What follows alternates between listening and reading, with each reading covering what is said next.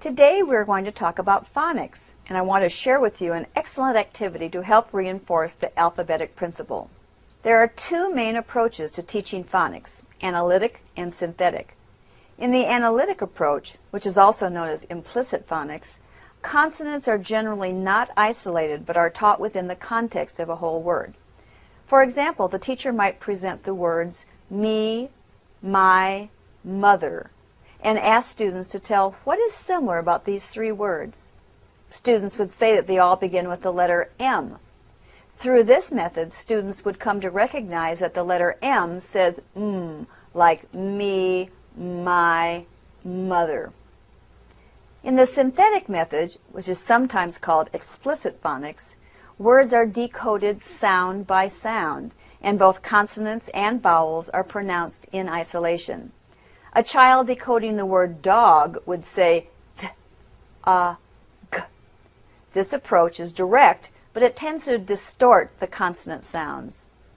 Most systems today use the synthetic approach to teaching phonics, learning individual sounds and then blending them together. However, it is most efficient to include the analytic approach in addition so that students can hear the sounds in the context of a real word. As I mentioned before, the teaching of phonics should not be taught through boring drills. It requires much repetition, but should be taught in the context of a story where they can see the practical application of what they are learning. The following 8 guidelines for teaching phonics have been adapted from John Scheffelbein's work. Number 1, teach high utility phonics. Use those rules and generalizations that are the most useful to your grade level. For example, the CVVC, the long vowel rule, is not very useful or consistently generalizable. Words like said, soap, and head don't have a high utility of usefulness. Number 2, follow a developmental curriculum. Phonics instruction needs to be systematic, beginning with rhyming and ending with useful phonic generalizations. Number 3, use the whole, part, whole instructional sequence. Connect phonic instruction with actual reading. Reading literature first is the whole, specific phonics instruction is the part, and applying phonics and additional literacy activities is the final whole. Number 4, provide explicit instruction.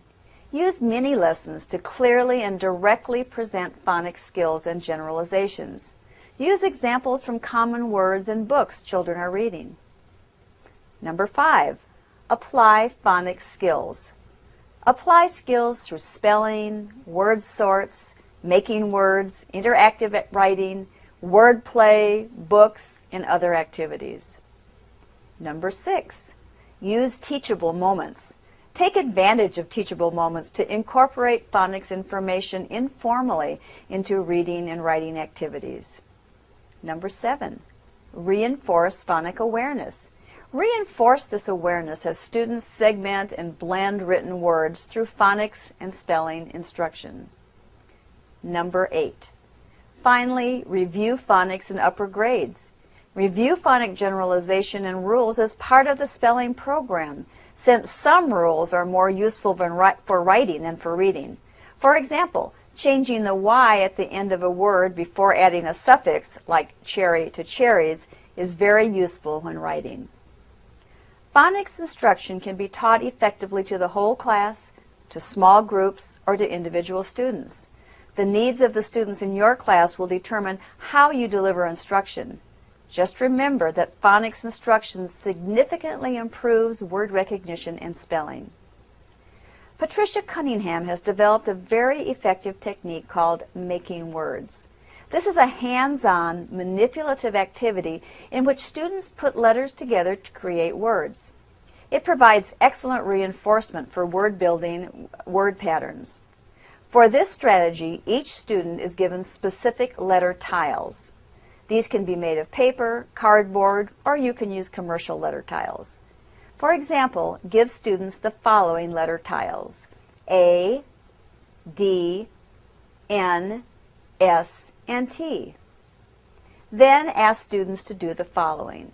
Ask them to find 2 letters to make the word at.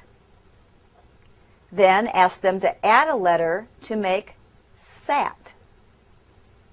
Now tell them to take away a letter to make at. Change a letter to make an. Add a letter to make dan. Now change a letter to make tan. Take away a letter to make an. Add a letter to make and. Now add another letter to make sand. Now break up all the words and see what word you could make using all of the letters. That word is stand. To plan a making words lesson, decide which patterns you want to reinforce and how many letters you wish children to assemble.